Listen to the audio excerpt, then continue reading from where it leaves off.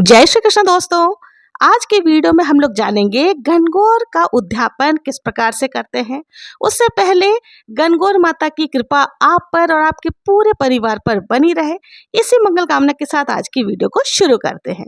देखिए, गणगौर का उद्यापन सभी विवाहित महिलाओं को करना जरूरी माना जाता है और इस वीडियो में हमने कोशिश की है कि आपके द्वारा पूछे गए यानी गणगौर से संबंधित पूछे गए क्वेश्चंस के आंसर दे सकूं। लेकिन फिर भी अगर आप लोगों को कोई कंफ्यूजन हो तो आप कमेंट करके भी पूछ सकते हैं। लेकिन उससे पहले एक छोटी सी रिक्वेस्ट है, यदि अभी तक मेरे चैनल को सब्सक्राइब नहीं किया है तो सब्सक्राइब करें, लाइक करें, ज़्यादा से ज़्यादा शेयर जरूर से करें। और अगर मेरी दी हुई जानकारी पसंद आ रही हो तो प्लीज़ कमेंट में ज़रूर से बताएं। तो सबसे पहले हम जान लेते हैं गणगौर का उद्यापन कौन से साल में हमें करना चाहिए। यह उद्यापन आप शादी के बाद देखिए तीसरे साल में, 5वें साल में, 7वें साल में, 9वें साल में या 16वें आदि सालों में भी कर सकते हैं या इसके बाद कभी भी कर सकते हैं। अब इसके बाद हम जान लेते हैं कि गणगौर उद्यापन में सबसे ज़रूरी उद्यापन सामग्री कौन कौन सी होती है। देखिए, उद्यापन सामग्री में सबसे पहले आपको एक सासू माँ का बेस तैयार करना होता है जो गौरा माता के नाम से होता है। यदि सासू माँ नहीं है तो आप ननद, जिठानी या परिवार के किसी भी बड़ी महिला जिनका पद परिवार में आपसे बड़ा हो उनके हिसाब से आप बेस तैयार कर सकते हैं, या आपकी भांजी हो या जेठुती हो जिनकी शादी हो चुकी हो उन्हें भी आप ये बेस दे सकते हैं। इस बेस में साड़ी, साया, ब्लाउज, सुहाग का सामान रखें। इसके अलावा कोई भी एक या दो गहना जैसे पायल, बिछिया, नाक का कांटा, अंगूठी अपनी श्रद्धा के हिसाब से जरूर रखें और साथ ही आपको रुपया भी रखना है। इसके अलावा गणगौर के उद्यापन करने के लिए 16 सुहाग पिटारी बनाई जाती है तथा एक सुहाग पिटारी गणगौर माता की बनाई जाती है। गणगौर माता की सुहाग पिटारी कुछ लोग 16 की गिनती में ही ले लेते हैं तथा कुछ लोग 16 के अलावा एक अलग से गणगौर माता की पिटारी बनाते हैं, तो यानी कि 17 सुहाग पिटारी बनाते हैं। आप चाहे जैसा कर सकते हैं।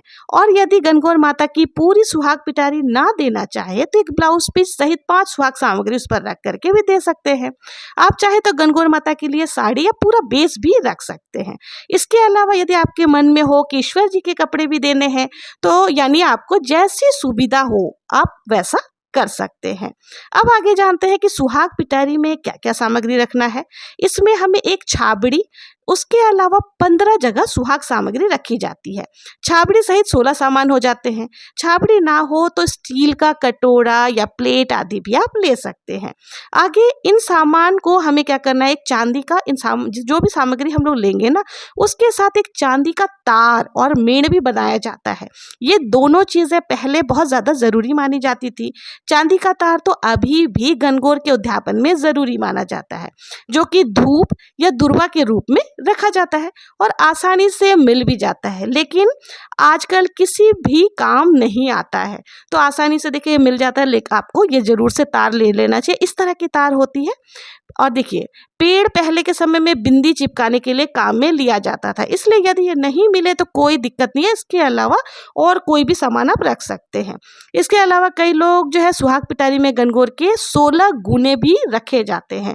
गुने यानी कि मैदे से बनी हुई मिठाई जो कि गणगौर के अवसर पर चढ़ाए जाते हैं। इस तरह के मैदे की मिठाई होती है। तो आपके यहाँ अगर रखे जाते हैं तो आप रख सकते हैं, नहीं तो कईयों के यहाँ पे देखिए घेवर आदि भी यूज में लेते हैं। तो आपको क्या करना है, 16 के संख्या में आपको ये गुने भी ले लेना है और ये भी जो है ना गुने भी सामान की गिनती में ही आ जाएंगे। इस तरह से 15 सामान, इनमें से कोई भी आप ले सकते हैं और रुपया जरूर से आपको रखना। देखिए, कोई भी जब हम दान पुण्य आदि करते हैं ना तो रुपया के बिना वो अधूरा ही माना जाता है। इस उद्यापन सामग्री के अलावा कई जगह जो है ना सखियों के कपड़े भी लिए जाते हैं। बहुत सी जगह सखियों वाला जो नियम नहीं किया जाता है। यदि आपके यहाँ करते हैं तो सखियों के कपड़े भी आप ले सकते हैं। टावल, नारियल व रुपये रखें। सखिया क्या होता है इसके बारे में हम वीडियो में आगे जानेंगे। पहले हम जान लेते हैं कि छाबड़ी यानी कि जो भी हमने स्टील का अगर बर्तन लिया है तो उसके अंदर हमें क्या क्या चीजें रखनी है। तो देखिए, सभी जो है ना सुहाग पिटारी के लिए हमें क्या करना है, एक एक ब्लाउज पीस लेनी है। मेहंदी, सिंदूर, काजल, कांच, कंघा, बिंदी, चूड़ा और वो चांदी का तार को आप जो है ना ब्लाउज पीस में ही लगा करके रख सकते हैं।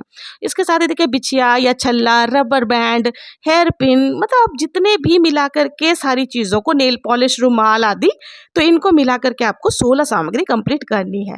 इस तरह से ये जो सुहाग पिटारी है ना वो तैयार हो जाएगी। अब जानते हैं कि कितनी महिलाओं को हमें भोजन करवाकर ये सारी चीजें देनी है।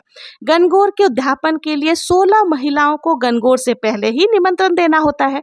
भोजन में क्या बनाएं, तो इसमें आपको देखिए हलवा पूरी बना सकते हैं या सब्जी, मीठा आदि बना करके दे सकते हैं।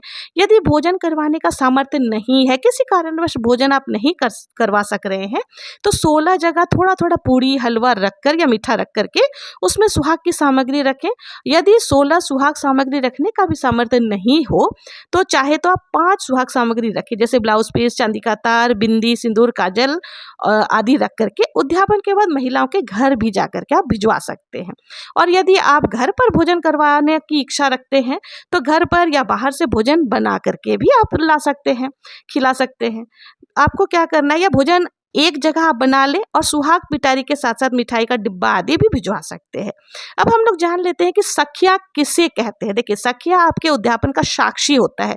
देवर या घर का कोई भी छोटा लड़का, जिससे भांजा, भतीजा जो आपसे उम्र में छोटा हो, सखिया बना सकते हैं। सगे भाई के अलावा इनमें से किसी को भी सखिया बना सकते हैं। पूजा के बाद सखिया को खाना खिलाएं, फिर उसके कपड़े और नारियल देकर उसके कान में कहे, मेरे गणगौर के उद्यापन की हामी भरना। जैसे मतलब एक हम लोग साक्षी बोलते हैं ना, साक्षी के तौर पर सखिया बनाई जाती है। और इस तरह से उनके कान में बोलना है, मैंने गणगौर का उद्यापन किया है, मान लेना। फिर उसके बाद सभी महिलाओं को खाना खिलाकर सुहाग पिटारी दें। और देखिए, खाना खिलाने से पहले जब गणगौर पूजने के लिए महिलाएं आती हैं ना, जिनको भी आपने बुलाया है भोजन करने के लिए, उनके हाथ से 8-8 गुने जो है वो आप गणगौर माता पर भी जरूर से समर्पित करवाएं। एक देखिए, जिन औरतों को आपने गणगौर के उद्यापन में लिया है, यानी उजड़ना में लिया है ना, उन सभी महिलाएं जब आ जाएंगी तो उनके हाथ से 8-8 गुने जो है आप गणगौर माता को जरूर से समर्पित करवा दें। उसके बाद फिर सभी महिलाओं को खाना खिलाकर सुहाग पिटारी दें। ईश्वर गणगौर के नाम से जो एक भोजन की थाली या सुहाग पिटारी या कपड़े आदि जो भी आपने निकाले हैं ना, उनमें से चाहे तो भोजन जो है आप स्वयं प्रसाद के रूप में ग्रहण कर सकते हैं। बाकी का सामान जो है वो आपको दे देना है। नहीं तो सभी सामान आप ब्राह्मण को दे सकते हैं, मंदिर में भी दे सकते हैं, या फिर कुम्हार या मालिन जो होती है उनको भी दे सकते हैं। जैसा भी संभव हो पाए वैसा आप कर सकते हैं। अब इन सभी सवालों के जवाब के बाद हम जानते हैं उद्यापन पूजा विधि।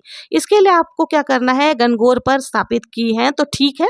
अगर आपने गणगौर पूरे 16 दिन की नहीं विराजमान की है, तो आपको क्या करना है, जिनके यहाँ भी 16 दिन की गणगौर पूजी गई है, उनके घर से गणगौर माता को घर पर ले आए। फिर परिवार की महिलाओं के साथ गणगौर की पूजा करें, कहानी सुने, फिर सारी उद्यापन सामग्री तथा सोन जो भी आपने लिया था वो सब भोजन की थाली में 4-4 पूड़ी, हलवा रखकर गणगौर माता के सामने रखें।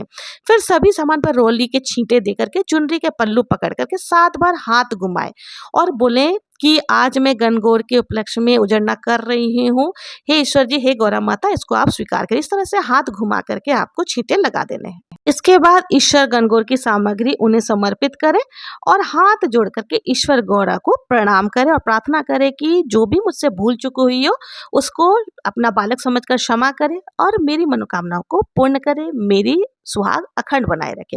इस तरह से जो है ना गणगौर का उद्यापन किया जाता है। आप लोगों को ये उद्यापन की विधि कैसी लगी? अगर वीडियो पसंद आई हो तो प्लीज मेरे चैनल को लाइक, शेयर, सब्सक्राइब करना ना भूलें। मिलते हैं नेक्स्ट वीडियो में किसी और पूजा विधि के साथ। तब तक के लिए जय श्री कृष्णा, गौरा माता की जय।